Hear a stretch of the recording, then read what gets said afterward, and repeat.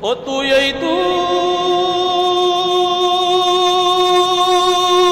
দুনিয়ার মায়ায় পড়ে করছ কত বাহানা,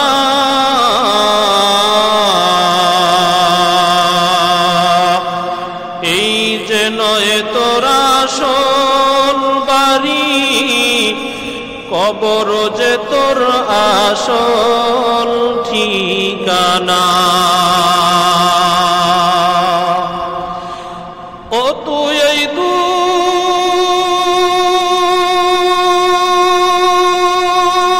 দুনিয়ার মায়ায় পড়ে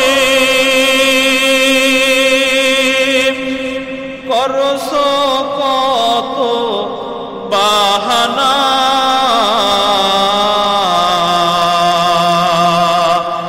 এই যে নয় তোরা আসল বাড়ি, কবর যে তোরা আসল ঠিকানা।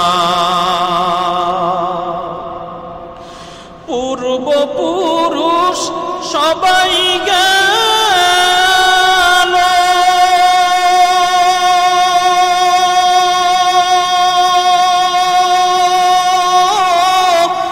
একে একে সব হারালো।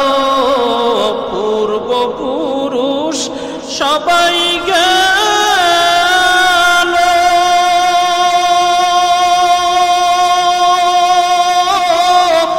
একে একে সব হারালো। তবুও কি তোর হইবে না হুঁশ, তবুও কি তোর হইবে না হুঁশ, শুনবি নাকি কারো মানা। এই যে নয় তোরা আসল বাড়ি, কবর যে তোরা আসল ঠিকানা। ও দুনিয়ার মুসলমান, আপনি একটু তাকাইয়া দেখেন, এই জমিনের মধ্যে হযরতে আদম আলাইহিস সালাতু ওয়াস সালাম ছিলেন। আজ হযরত আদম নবী নাই, এই জমিনের নবী হযরতে নূহ আলাইহিস সালাতু ওয়াস সালাম ছিলেন। জমানার নবী নূহ আলাইহিস সালাতু ওয়াস সালাম নাই। এই জমিনের মধ্যে হযরতে ঈসা আলাইহিস সালাতু ওয়াস সালাম ছিলেন, তিনিও আজ জমিনের মধ্যে নাই। এই জমিনের মধ্যে হযরত ইসহাক আলাইহিস সালাতু ওয়াস সালাম ছিলেন, তিনিও আজ জমিনের মধ্যে নাই। এই জমিনের মধ্যে হযরত ইয়াকুব আলাইহিস সালাতু ওয়াস সালাম ছিলেন, তিনিও আজ জমিনের মধ্যে নাই। এই জমিনের মধ্যে হযরত ইউসুফ আলাইহিস সালাতু ওয়াস সালাম ছিলেন, তিনিও আজ জমিনের মধ্যে নাই। এই জমিনের মধ্যে আপনার নবী, আমার নবী, রহমতের নবী, সরদারে দু আলম, রাসূলে আরবি, আখিরি পয়গম্বর নবী মুহাম্মদুর রাসূলুল্লাহ সাল্লাল্লাহু আলাইহি ওয়াসাল্লাম ছিলেন, তিনিও আজ জমিনের মধ্যে নাই। আবার পক্ষান্তরে তাকাইয়া দেখেন, এই জমিনের মধ্যে সবচেয়ে বড় নেতা ছিলেন একবারে নিকৃষ্ট আবু জাহাল, উতবা, সাহেবা, এদের পাওয়ারের কোনো শেষ ছিল না। আজ উতবাও নাই, আজ সাহেবাও নাই, আজ আবু জাহাইল্লাও নাই, এরাও চলে গেছে। নমরুদ নাই, ফিরাউন নাই, এরাও চলে গেছে, নাই। ও বাবা, এই জমিনের মধ্যে আপনারা জানেন শাহজালাল রহমাতুল্লাহি আলাইহি ছিলেন, আজ নাই। শাহপরান রহমাতুল্লাহি আলাইহি ছিলেন, নাই। শাহ মাকদুম রহমাতুল্লাহি আলাইহি ছিলেন, নাই। ও বাবা, নিসারউদ্দিন রহমাতুল্লাহি আলাইহি ছিলেন, নাই। আমার রাহবারে কামিল, মুর্শিদে মুকাম্মেল, আমিরুল মুজাহিদিন, শাইখুল মাশায়েখ, কুতুবুল আলম ওই চরমুনায়ের জমিনের মধ্যে ঘুমন্ত কুতুবুল আলম সৈয়দ ফজলুল করিম রহমাতুল্লাহি আলাইহি ছিলেন, তিনিও আজ নাই। ও বাবা, আপনি আপনার নিজের দিকে তাকায় দেখেন, একদিন আপনার বাবা ছিল জমিনে, বাবা নাই, দাদা নাই। এমন একটা দিন আসবে আপনিও থাকতে পারবেন না, আমিও থাকতে পারবো না। কি গুছাইছেন এই কবরের নিয়া? ও বাবা, কত মানুষের তো জানাজা করলেন, আর কত মানুষদেরকে তো বিদায় দিয়ে ওই কবর দেশে পাঠাইয়া দিলেন। ওই তাদের খোঁজ খবর তো নেওয়ার মতো সুযোগ আর হলো না। এমন একটা দিন আসবে রে বাবা, এই জমিনের মধ্যে থাকতে পারবো না, কেউ থাকতে পারে নাই। শুধু কবরের মধ্যে যাওয়ার পর আপনি কি চিন্তা করছেন কি নিয়ে রওনা করছি? কি আমি জবাব দিব ওই আল্লাহর কাছে? কি জবাব দিব ওই রবের কাছে? কি জবাব দিব আমি মাওলার কাছে? এমন তো কোনো সামা নাই, আমার নাই। এজন্য আমার রাহবারে কামিল মুর্শিদে মুকাম্মিল আমিরুল মুজাহিদিন শাইখুল মাশায়েখ কুতুবুল আলম সৈয়দ ফজলুল করিম রহমাতুল্লাহি আলাইহি মানুষদেরকে বলে গেছেন, বলে বাবা বেশি বেশি করিয়া মাওলা পাকের জিকির করো। বলে বেশি পরিমাণ যদি মাওলার জন্য জিকির করো তো মাওলার জন্য একটা বেশি মোহাব্বত হয়ে যায়। আমার আল্লাহ পাক রব্বুল আলামিন নিজেই কুরআনুল কারীমের মধ্যে বলেন, বলে ফাযকুরুনি আযকুরুকুম ওয়াশকুরুলি ওয়ালা তাকফুরুন। বলে বান্দা যখন আমি আল্লাহকে স্মরণ করে, আমি আল্লাহ বান্দাকে স্মরণ করি। আর আসে বরকা কাজরা পর্দা উঠা দো, রখসার আসে বরকা কাজরা পর্দা উঠা দো, লিল্লাহ মুঝে হুসনে খুদা দাদো দেখা দো, लिल्लाह मुझे हुस्न खुदा दादो दिखा दो। मैं दूर हो मजबूर हो आए सैयद आलम,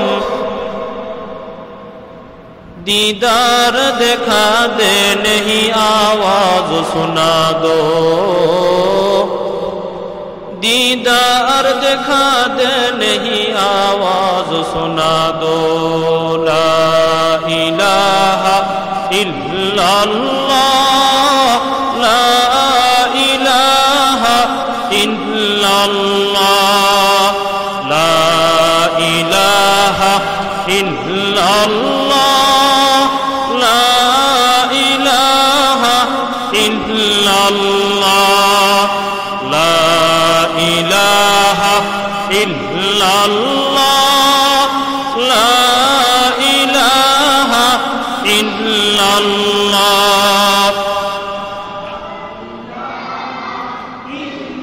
बिलाल बोलेन एक अल्लाह, उमैया बोलेन बराओ जला। बिलाल बोलेन एक अल्लाह, उमैया बोलेन बराओ जला। আমার আল্লাহ বলেন ও গো জিবরিল, আল্লাহ বলেন ও গো জিবরিল, খুলে দাও জান্নাতেরি তালা। লা ইলাহা ইল্লাল্লাহ, লা ইলাহা ইল্লাল্লাহ, লা ইলাহা ইল্লাল্লাহ, লা ইলাহা। আসিয়া বলেন এক আল্লাহ, ফিরআউন বলেন বারাও জালা।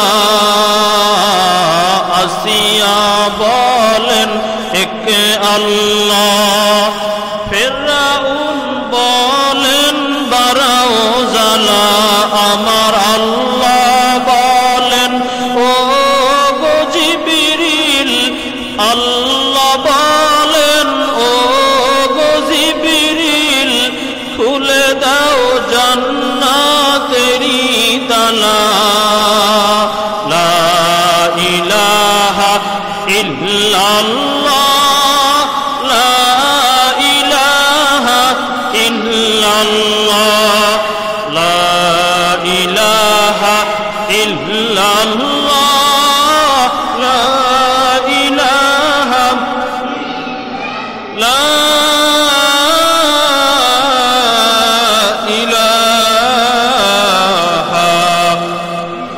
ইল্লাল্লাহু মুহাম্মাদুর রাসূলুল্লাহ। মুআজ্জাজ মুহতারাম, সম্মানিত মুসল্লিয়ানে আওয়াম, শুকরিয়া আদায় করতেছি মহান রব্বুল আলামিনের দরবারে যে আল্লাহ পাক রব্বুল আলামিন আপনাকে আমাকে হায়াতে তৈয়বা দান করে জাকিরিন শাকিরিনদের মজলিসে আনা এবং বসার তৌফিক দান করেছেন এবং কুরআন ও হাদিসের কিছু আলোচনা শুনবার মতো সুযোগ করে দিয়েছেন। এজন্য শুকরিয়াতান সবাই পড়ি আলহামদুলিল্লাহ।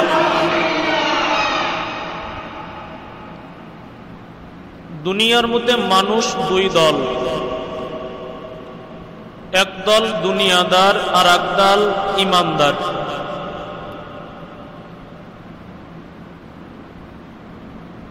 যারা দুনিয়াদার ছাড়া শুধু দুনিয়া দুনিয়া করে, দুনিয়ার পিছনে দৌড়ায়,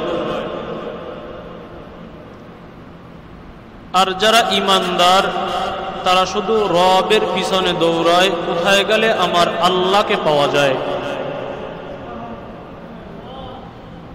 দুনিয়াদার এবং ইমানদারের মধ্যে পার্থক্য কি? দুনিয়াদার শুধু দুনিয়াকেই খুঁজে, কোথায় দুনিয়া পাওয়া যায়। আমি আপনাকে যদি প্রশ্ন করি, ভাই দুনিয়ার মধ্যে আপনি একতলা একটা বিল্ডিং করছেন, আপনার স্বপ্ন শেষ? আপনার স্বপ্ন হইল দুইতলা কিভাবে করা যায়, ঠিক না? এবার জমিনের মধ্যে আপনি অনেক টাকার মালিক হইলেন এই দেশের মধ্যে, বাংলাদেশের মধ্যে, আপনার স্বপ্ন শেষ? এবার আপনার স্বপ্ন কি যে বরিশালে একটা করলাম, এবার একটা ঢাকা করা যায় কিনা দেখি, ঠিক না? এবার ঢাকাতেও মনে করেন আপনি 5 তলা বিল্ডিং এর মালিক হয়ে গেলেন, স্বপ্ন শেষ? এবার স্বপ্ন হলো যে বিদেশের মাটিতে একটা করা যায় কিনা, স্বপ্ন শেষ? এবার কি স্বপ্ন? বলে এবার আরবের দেশে একটা হয়েছে, এবার দেখি আমি England, France, Japan, London, America এসব দেশের মধ্যে একটা বাড়ি করা যায় কিনা। কি কথা, ঠিক না?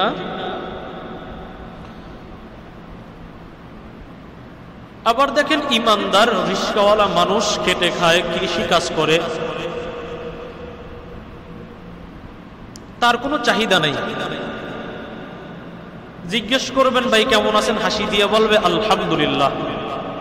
আর দুনিয়াদার কোটিপতি, মিলিয়নপতি, 5 তলা 10 তলার মালিক, জিজ্ঞেস করবেন ভাই কেমন আছেন, বলবে ভালো নাই। কেন? আপনি তো এয়ার কন্ডিশনে ঘুমান। বলে এয়ার কন্ডিশনে ঘুমাই ঠিক, কিন্তু অন্তরে শান্তি নেই, অন্তরে শান্তি নেই, পেরেশানি। বলে কেন? বলে স্ত্রী কথা শোনে না, ছেলে কথা শোনে না, এই ঝামেলা সেই ঝামেলা, প্রশাসনের ভয় আছে না নাই?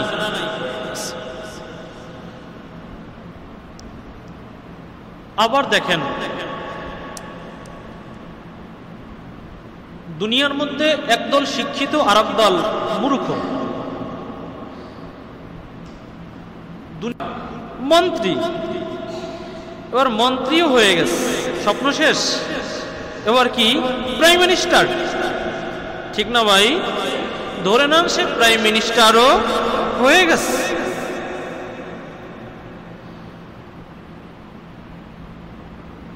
কিন্তু আমাকে সুস্থ মাথায় জবাব দিবেন, প্রাইম মিনিস্টারের কাছে আজরাইল আসে না? আসে না? ওই যে লন্ডনে বাড়ি বানাইছে, ইংল্যান্ডে বাড়ি বানাইছে, জাপানে বাড়ি বানাইছে, তার কাছেও আজরাইল আসবে না? আসবে। আবার যিনি রিস্কাওয়ালা, কৃষি কাজ করে, খেটে খায়, তার কাছেও আজরাইল আসবে। কোনো সন্দেহ আছে নাকি?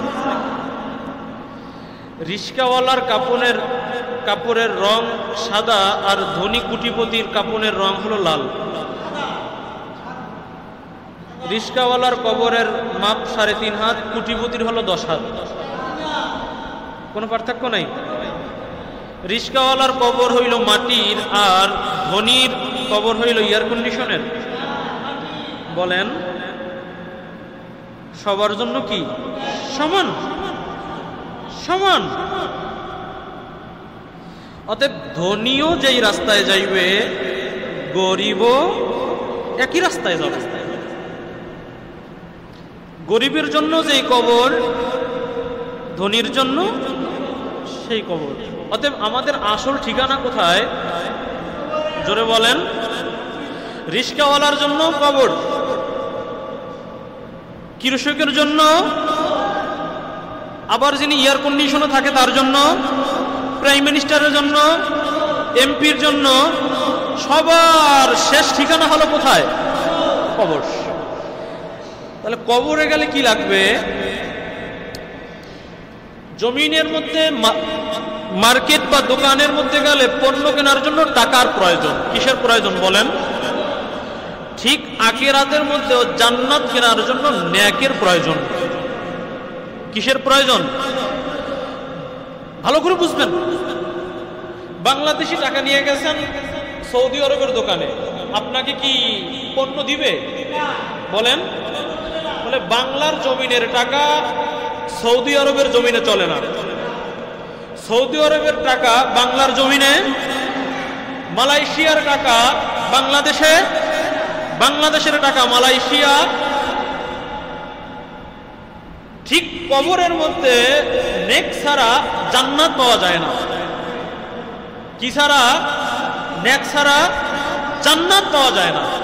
অতএব জান্নাত পাওয়ার জন্য কিসের প্রয়োজন? নেকের প্রয়োজন। এখন শুধু আমরা নেক নিজেরা অন্বেষণ করব, নিজেরা 5 ওয়াক্ত নামাজ পড়বো, রোজা রাখবো, হজ করবো, কিন্তু আমার ঘর ঠিক নাই, আমার দেশ ঠিক নাই, আমার গ্রাম ঠিক নাই, আমার মহল্লা ঠিক নাই। অতএব এগুলো ঠিক করার একমাত্র কারণ হলো দেশের মধ্যে যদি ইসলামী সরকার থাকে। বলেন কি থাকে? ইসলামী সরকার। ইসলাম যদি মূল জায়গায় থাকে। সংসদ থেকে পাশ হইছে, কি পাশ হইছে? পাশ হইছে যে বাংলাদেশের মধ্যে এখন 5 বেলা নামাজ পড়া হলো একবারে পরিপূর্ণ আইন। যদি নামাজের সময় কোনো মানুষ বাহিরে থাকে তাকে গ্রেফতার করা হবে। সংসদ থেকে আইন পাস, গোটা বাংলাদেশ ঠিক। কথা কন না কেন? সংসদ থেকে পাশ হইছে, রমাজানে যদি কোনো রেস্তোরাঁ খোলা থাকে, হোস্টেল খোলা থাকে, তাকে বিচারের আওতায় আনা হবে। বাংলার জমিনে কোনো মানুষ আর বেরোজাদার থাকবে না, থাকলেও ওপেন খাবে না। এভাবে সংসদে যদি আইন পাস হয় কোনো মানুষ বেনমাজি থাকবে না। কি কথা ঠিক না? কিন্তু আমরা এমন এক দেশের মধ্যে বাস করি, এটা মুসলমানের দেশ নাকি কোন দেশ সেইটা নিয়েই সন্দেহে আছি। কি কথা ঠিক না? এবার একটা দেশ পরিশুদ্ধ করার জন্য সংসদে ইসলাম বসানোর একটা সময় আসছে। সংসদে ইসলাম যাওয়ার একটা সময় আসছে। প্রিয় ভাইরা আমার, ভালো করে বুঝবেন। আল্লামা দেলোয়ার হোসেন সাইদি রহমাতুল্লাহ আলাইহি জমিনের মধ্যে নাই, কিন্তু উনি যখন সংসদের মধ্যে ভাষণ দান করছিলেন, ওই ভাষণ এখনো আছে না নাই? কি পরিমাণ বুকের মধ্যে কলিজা নিয়ে কথা বলছে বলেন তো? এইরকম 10 জন আলেম, এইরকম 50 জন মন্ত্রী যদি ওই সংসদের মধ্যে কালেমা নিয়ে যায়, তাহলে ইসলাম অবশ্যই কায়েম হয়ে যাবে। দেশের মধ্যে যদি প্রাইম মিনিস্টার ইসলামওয়ালা হয়, এই দেশের মধ্যে ঘুষ থাকবে না, সুদ থাকবে না, মারামারি থাকবে না, কাটাকাটি থাকবে না। এই দেশের মধ্যে দেশের টাকা বাহিরের মধ্যে পাচার হবে না। কি কথা ঠিক না? আপনারা জানেন লক্ষ লক্ষ কোটি টাকা আমাদের দেশের টাকা, আপনার টাকা, আমার টাকা, আপনার ঘাম ঝরানো টাকা, আমার ঘাম ঝরানো টাকা বিদেশের জমিনে পাচার হয়। তারা বিদেশের জমিনে বড় বড় এয়ার কন্ডিশন কিনে আরামে থাকে। ও ভাই দেখেন, স্বৈরাচারী শেখ হাসিনা সরকার চলে গেছে, আরামের বিছানায় ঘুমায় না? ঘুমায় কি ঘুমায় না? কিন্তু এদেশে তার রেখে যাওয়া নেতাকর্মী যারা আছে, আমাদের মতো খেটে খাওয়া, ওরা মরে, ওরা জেলে। কথা কন না কেন? আজ পর্যন্ত বলতে পারবেন কোন নেতা মারা গেছে কিন্তু কর্মীরা আছে? বলতে পারবেন? নেতারা পীর নিয়ে বাঁচিয়ে গেছে, কর্মীরা মাঠে বইয়ে মারি খেয়েছে। কি কথা ঠিক না? এবার একটা ইসলাম ক্ষমতায় নেওয়ার একটা সময় আসছে। ইসলাম ক্ষমতায় নেওয়ার একটা সময় আসছে। সকল ইসলামিক দলগুলো ঐক্যবদ্ধ আছে এক প্ল্যাটফর্মে, সকল ইসলামিক দল এক প্ল্যাটফর্মে আসছে। অতএব জনসাধারণেরও আজ ইসলামের উপর ঝুঁকে যাওয়ার একটা অবস্থা হয়েছে। ও ভাই, অতএব আমরা যারা আছি ইসলামকে আমরাও সামনে সংসদে নিতে চাই কি চাই না? জোরে বলেন। আগে স্লোগান হইতো আল কোরআনের আলো ঘরে ঘরে, আল হাদিসের আলো। এবার একটা স্লোগান হওয়া উচিত আল কোরআনের আলো সংসদে জ্বলো, আল হাদিসের আলো সংসদে। এ ভাই, আমরা পাও ধরবো কেন? সংসদ থেকে আইন পাস হবে, নামাজ ব্যতীত কোনো মানুষ থাকতে পারবে না, আজান হলে সব দোকানগুলো বন্ধ হয়ে যাবে, ইসলাম পরিপন্থী কোনো কাজ হবে না। 52 বছর আমরা চোর গুন্ডা দেখেছি, নিজের জানের নিরাপত্তাই দিতে পারতেছি না। কি কথা ঠিক না? সত্য কথা বলতে পারতেছি না। ইসলাম ক্ষমতায় গেলে সত্যের পক্ষে কথা বলা যাবে কি যাবে না? ইনশাআল্লাহ। ও ভাই আমার, কিভাবে বুঝাবো আপনাদেরকে? এবার ইসলাম ক্ষমতায় নেওয়ার একটা সময় আসছে। যার যার আকীদা তার কাছে থাকুক। ইসলামী আন্দোলন বাংলাদেশ এর আকীদা এর কাছে থাকুক, জামাতে ইসলামী এর আকীদা এর কাছে থাকুক, হেফাজতে ইসলাম এর আকীদা এর কাছে থাকুক, খেলাফতে মজলিস এর আকীদা এর কাছে থাকুক। যার যার আকীদা তার কাছে। আকীদা এক জিনিস, কিন্তু সকল ইসলামিক দল যারাই আছে, আমার মাথার তাজ হযরতুল উলামায়ে কেরাম, যারা এদেশের লক্ষ কোটি মানুষের হৃদয়ের স্পন্দন, যারা ইসলামিক দলের মূল লিডার যারা আছেন, তারা সবাই চায় এদেশের মধ্যে নামাজ কায়েম হোক। চাই কি চায় না? এদেশ ইসলামিক রাষ্ট্র হোক। চাই কি চায় না? অতএব যার যার আকীদা তার কাছে থাকুক। আমরা চাই এদেশ একটা ইসলামিক রাষ্ট্র হিসাবে চাই। ইনশাআল্লাহ আমাদের সকলকে কবুল করেন, বলেন আমিন। আল্লাহ আমাদের সকলকে মাফ করে দেন, বলেন আমিন। এদেশের সংসদের মধ্যে ইসলামকে নিয়ে যাওয়ার তৌফিক আমাদেরকে দান করেন, বলেন আমিন। প্রিয় ভাইয়েরা আমার, যা বলতেছিলাম, দুনিয়ার মধ্যে মানুষ কয় দল? দুই দল। এক দল দুনিয়াদার আর এক দল ইমানদার। দুনিয়াদার শুধু কি খুঁজে? দুনিয়া খুঁজে।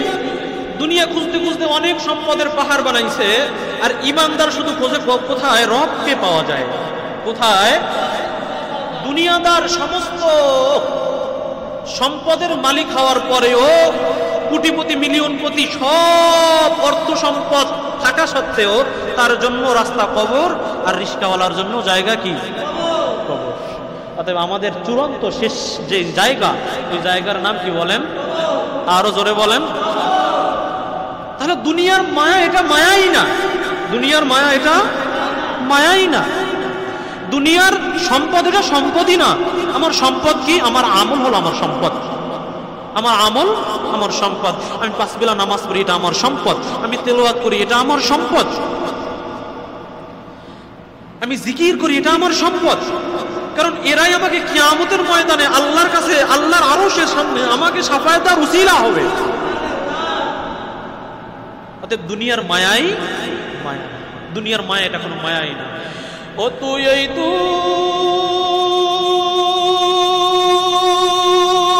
দুনিয়ার মায়ায় পড়ে করছ কত বাহানা।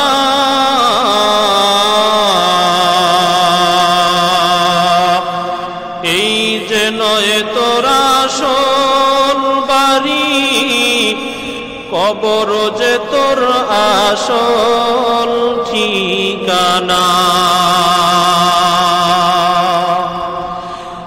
ও তুই এই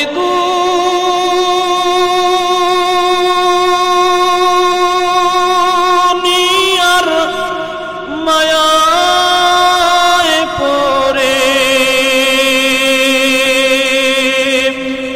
করছ কত বাহানা।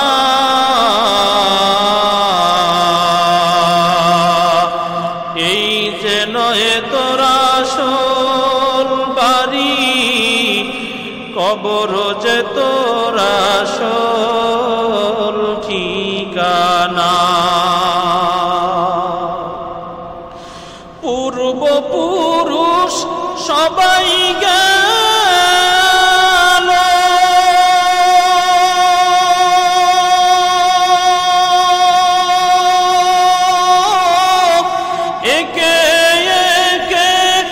সব হারালো, পূর্বপুরুষ সবাই গেল,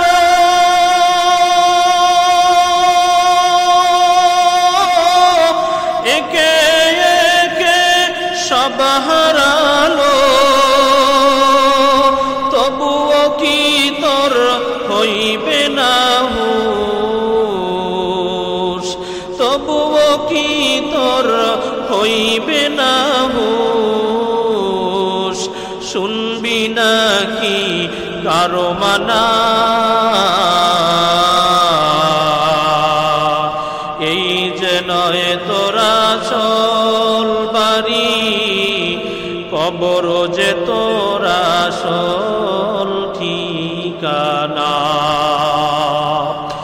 ও দুনিয়ার মুসলমান, আপনি একটু তাকাইয়া দেখেন, এই জমিনের মধ্যে হযরতে আদম আলাইহিস সালাতু ওয়াস সালাম ছিলেন।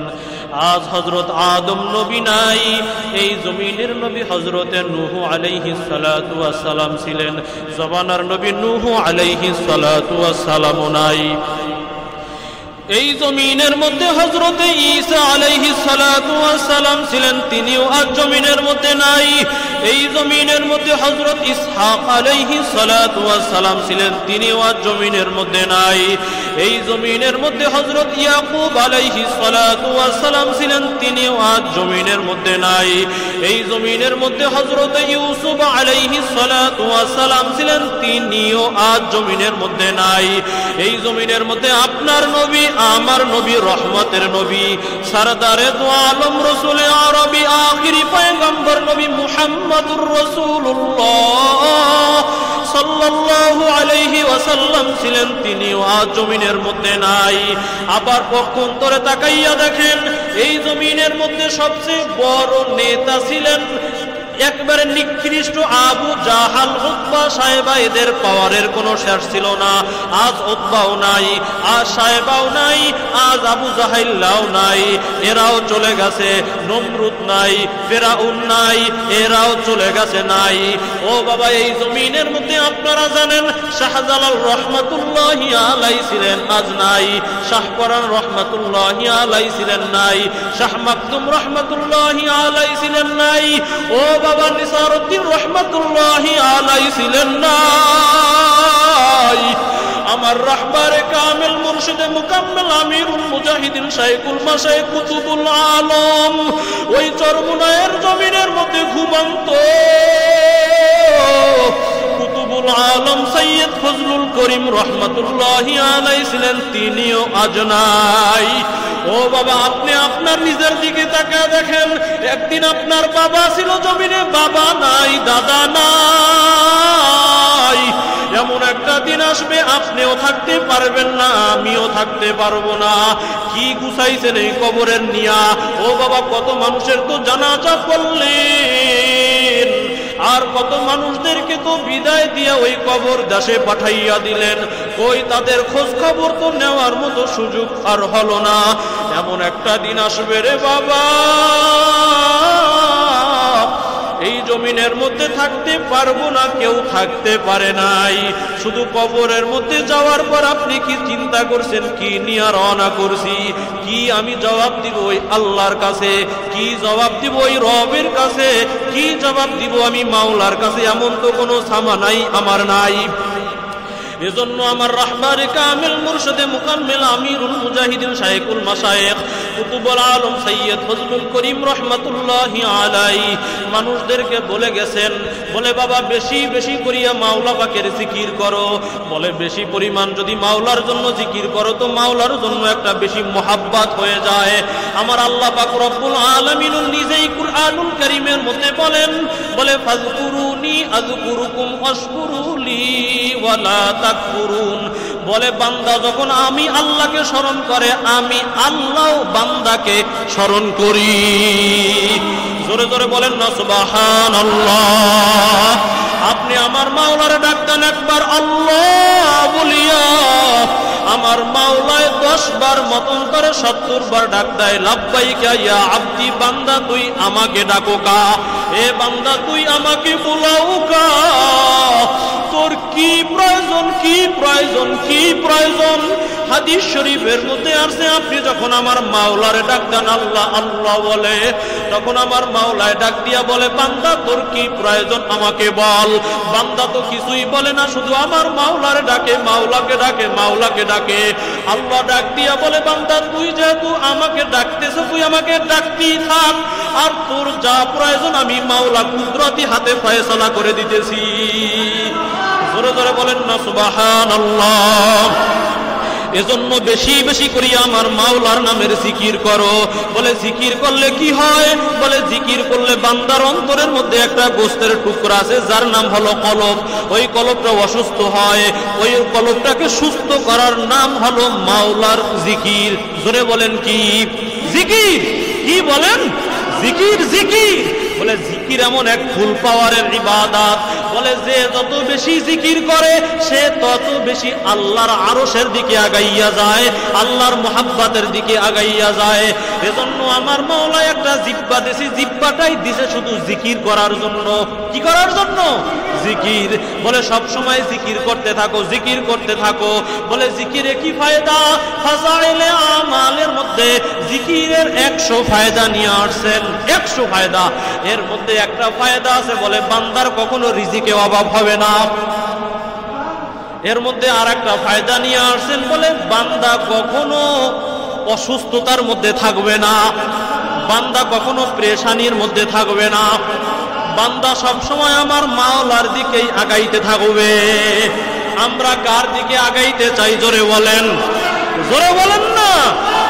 আল্লাহর দিকে আগাইতে চাই। ও দুনিয়ার মুসলমান, যত নবী, যত রসুল, যত ওলি, যত কামেল, যত শায়েখ যারা আছেন এরা কেউ মাওলার ওলি হইতে পারে নাই জিকির ছাড়া। ওই চরমুনায়ের ফজলুল করিম রহমাতুল্লাহি আলাইহি বলেন, বলে যে যত বেশি মাওলার বেশি প্রিয় হতে চাও সে তত বেশি মাওলার জিকির করিয়া নাও। যত বড় ওলি হইতে চাও তত বেশি মাওলার জিকির করে নাও। মুসা নবী তুর পাহাড়ে গিয়ে আল্লাহর নামের জিকির করে। আল্লাহু আকবার। ও দুনিয়ার মুসলমান, আল্লাহ পাক রব্বুল আলামিনের এক পয়গম্বর ছিলেন ইব্রাহিম আলাইহিস সালাতু ওয়াস সালাম। কি নাম? ইব্রাহিম আলাইহিস সালাতু ওয়াস সালাম। ইব্রাহিম আলাইহিস সালাতু ওয়াস সালাম একদিন মাঠের মধ্যে ছাগল চড়াইতেছে, পিছন থেকে এক মুসাফির ডাকতেছে আল্লাহু কারীম, আল্লাহু কারীম। ইব্রাহিম আলাইহিস সালাতু ওয়াস সালাম দাঁড়াইয়া বলতেছেন ভাই তুমি আমার মাওলার নাম আরো একবার একটু শুনাইয়া দাও। জোরে বলেন না আল্লাহু আকবার। যখন ইব্রাহিম আলাইহিস সালাতু ওয়াস সালাম বলেন ভাই আমার মাওলার নাম আরেকবার শোনাও, মুসাফির ডাক দিয়া বলে মাওলার নাম আরেকবার শুনাইতে পারি, বিনিময়ে তুমি আমাকে কি দিবা? আল্লাহু আকবার। বিনিময়ে দিবা কি? বলে মাঠের মধ্যে তো আমার এক পাল ছাগল আছে, তুমি আমার মাওলার নাম যদি একবার শোনাও আমি এই ছাগলের অর্ধেক আমি তোমাকে দিয়ে দিব। এবার ওই মুসাফির শুনায় আল্লাহু কারীম।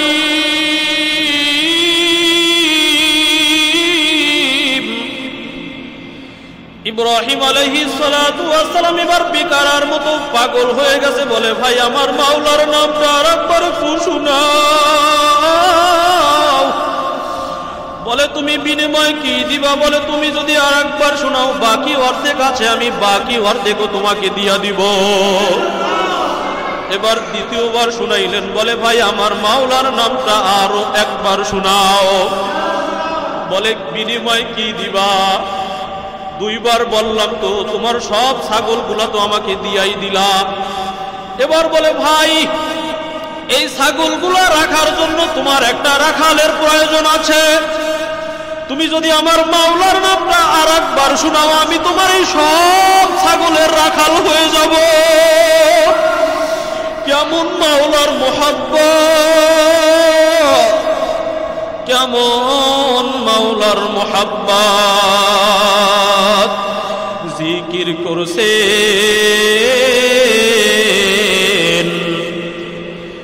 ইব্রাহিম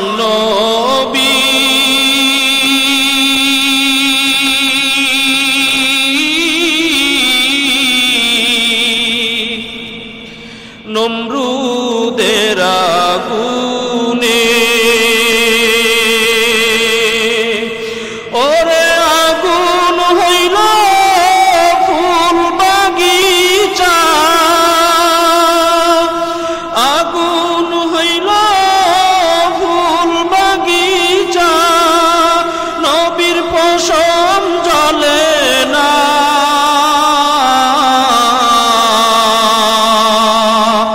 হামেশা জিকির কর মুমিন, গাফেল থেকো না।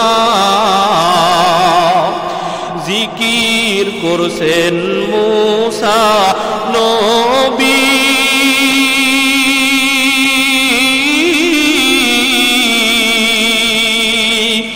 তুর পাহাড়ে গেছেন চলি। মাওলার নূরে পাহাড় জ্বলে, মাওলার নূরে পাহাড় জ্বলে, নবী মূসা জ্বলে না।